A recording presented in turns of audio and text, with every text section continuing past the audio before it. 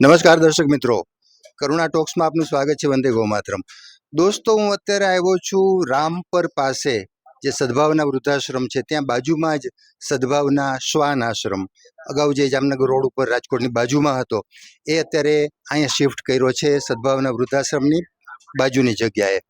અને અત્યારે ઘણા બધા શ્વાન, ખાસ કરીને એક યુનિક કન્સેપ્ટ હોય છે કે વૃદ્ધાશ્રમો હોય છે, અનાથાશ્રમો હોય છે, એમ શ્વાન આશ્રમ પણ હવે આપણે ત્યાં શરૂ થયા છે અને બહુ અત્યારે સમયની માંગ છે.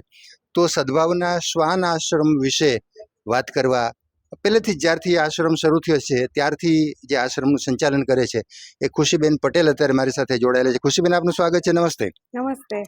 ખુશીબેન, થોડુંક વિગત આપી દો પહેલા કે આપણે સદભાવના શ્વાન આશ્રમ ક્યારે શરૂ થયો ત્યારે કેટલા શ્વાન હતા, કેવા શ્વાનને આપણે રાખીએ છીએ, અને આવો વિચાર કેમ આવ્યો સદભાવનાના સંચાલકોને કે ભાઈ આ પ્રકારનો એક શ્વાન આશ્રમ પણ આપણે કરવો જોઈએ?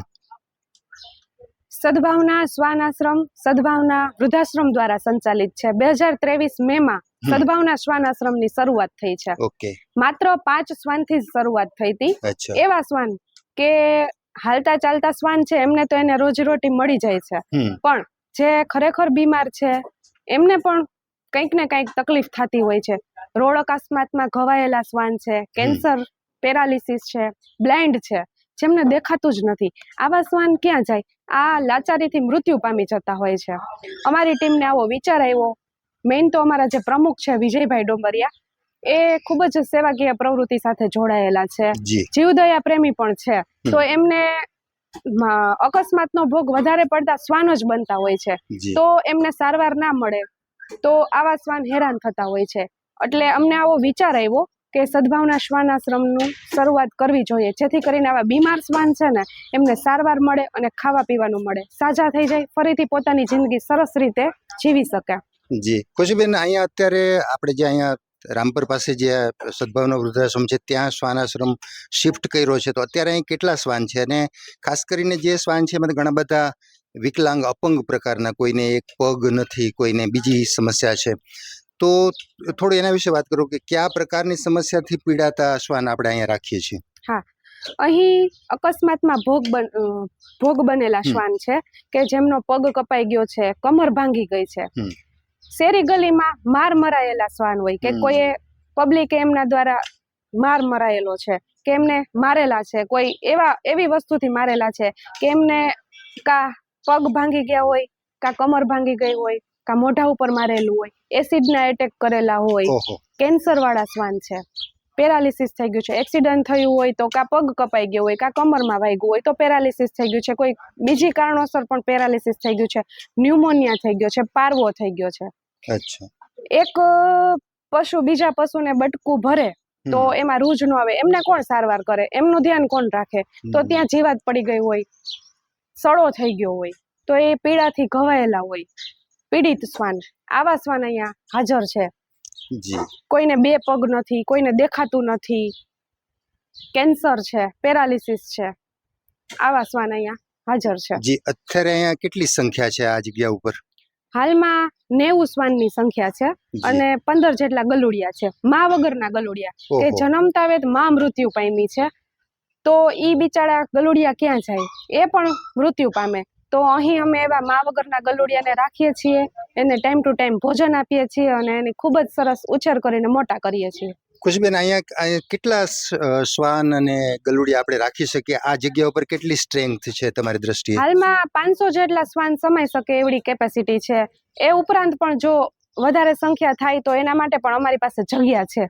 જી, સદભાવના અને કરુણાનો એક ટાર્ગેટ છે કે 10,000 શ્વાન અહીંયા આવે અને આખા દેશમાં સૌથી મોટો શ્વાન આશ્રમ સદભાવનાનો થાય એવી એક ધારણા છે. હા, ચોક્કસ. કારણ કે અમારે તો શું છે કે કોઈ જીવ બચે એવા જ અમે પ્રયાસો કરતા હોઈએ છીએ. તો રાજકોટ નહીં, કોઈ પણ જગ્યાએથી શ્વાનને મૂકવા આવે છે. ઘણા બધા એવા સેવાભાવી લોકો છે કે થાન છે, દિલ્હીથી પણ મૂકવા આવેલા છે અમારી પાસે.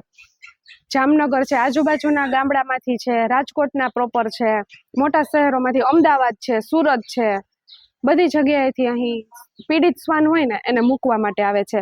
આ શ્વાનની સારવાર માટે અમે 24 કલાક ડોક્ટર પણ રાખેલા છે, જેથી કરીને કોઈ પણ ઘવાયેલું શ્વાન અમારા સુધી પહોંચે ને તો તરત જ એમને સારવાર મળી જાય.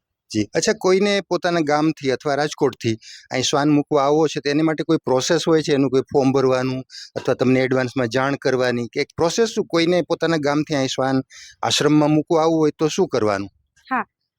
અહીં છે ને શેરી ગલીના શ્વાનને જ રાખવામાં આવે છે, કોઈ માલિકીના શ્વાન નહીં. અચ્છા. કારણ કે એમને છે ને માલિક સાથે લાગણી બંધાઈ ગઈ હોય. માલિકથી છૂટું પડે ને તો ઈ બચી ના શકે. તો અહીં તો કોઈ શેરી ગલીના શ્વાન છે કે જેનું કોઈ છે જ નહીં, એવા બીમાર શ્વાનને જ આપણે રાખીએ છીએ. અને એમને રાખવા માટે છે ને એવી કોઈ પ્રોસેસ નથી. ફોર્મ ભરતા હોઈએ છીએ, ડિટેલ લખતા હોઈએ છીએ કે શું બીમારી છે અને ક્યાંથી મૂકવા માટે આવેલા છે અને કોણ વ્યક્તિ મૂકવા માટે આવેલું છે. પછી કઈ બીમારી છે એના ઉપરથી અમે સારવાર કરતા હોઈએ છીએ.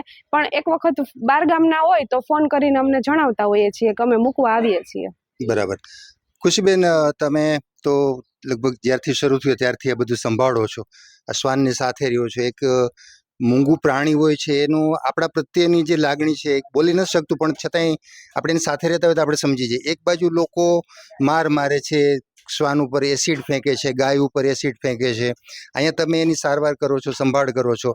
આ જે શ્વાનો છે એની સાથે રહીને એની લાગણી, એ આપણે એની વાત સમજી જતા હોય છે. તમારો અનુભવ શું છે? અમારી ટીમ છે શ્વાન આશ્રમની કે જે બધા છોકરાઓ છે અમારા, એ શ્વાનને સાચવે છે. ટાઈમ ટુ ટાઈમ જમવાનું આપતા હોય છે, સારવાર કરતા હોય છે, આખો દિવસ 24 કલાક એમની સાથે જ રહેતા હોય છે. એ બધા છોકરાઓએ શ્વાનના નામ પાડેલા છે. નામ પાડે એટલે બોલાવે, હાજર થઈ જાય. નામ પાડેલા છે, એની સાથે એક એવી લાગણી બંધાઈ ગઈ છે કે એ કંઈક કહેવા માંગે છે તો છોકરાઓ સમજી જતા હોય છે કે એને શું તકલીફ છે, શું નહીં. આવા ઘણા બધા અમને અનુભવ થતા હોય છે. કારણ કે એ પણ મૂંગું જીવ છે, એ પણ કંઈક બોલવા માંગતું હોય, એને પણ કંઈક તકલીફ હોય, કહેવા માંગતું હોય.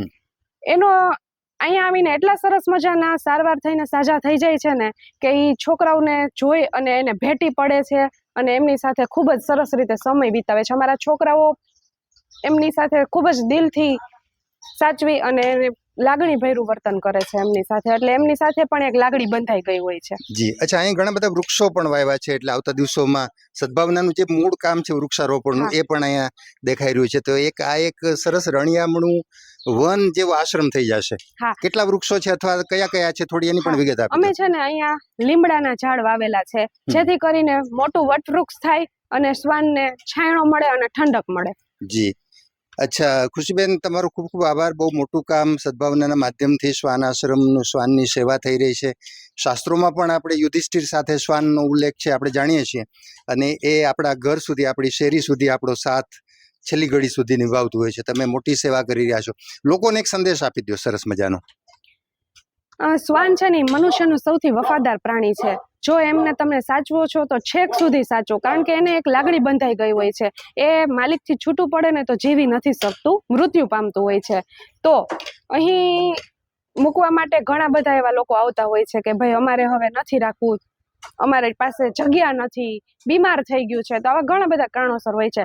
તો મારો તો એક જ એવો સંદેશો છે કે મૂંગા જીવની સેવા કરવી ને એ ખૂબ જ પુણ્યનું કામ છે.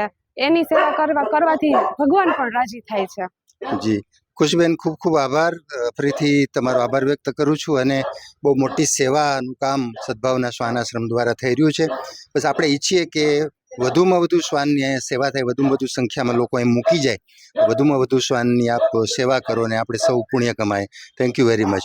દર્શક મિત્રો, આપણે ખુશીબેન પટેલ સાથે મુલાકાત કરી અને ખાસ કરીને સદભાવનાનો જે શ્વાન આશ્રમ છે ત્યાં જે રીતે શ્વાનની સેવા થાય છે, જે પ્રકારની સેવા થાય છે, તો આપણી આજુબાજુમાં પણ એવા કોઈ બીમાર અથવા તો વૃદ્ધ અથવા તો એક્સિડન્ટ થયેલા અથવા તો કોઈએ મારેલો હોય એવા શ્વાન જો આપણી નજરમાં આવે તો સદભાવનાના શ્વાન આશ્રમ સુધી આપણે પહોંચાડીએ અને આપણે પણ એક જીવદયાનું મોટું કામ કરીએ. ફરી પાછા કોઈ નવી વાત સાથે, નવા વિષય સાથે મુલાકાત કરશું. ત્યાં સુધી રજા આપશો. નમસ્કાર.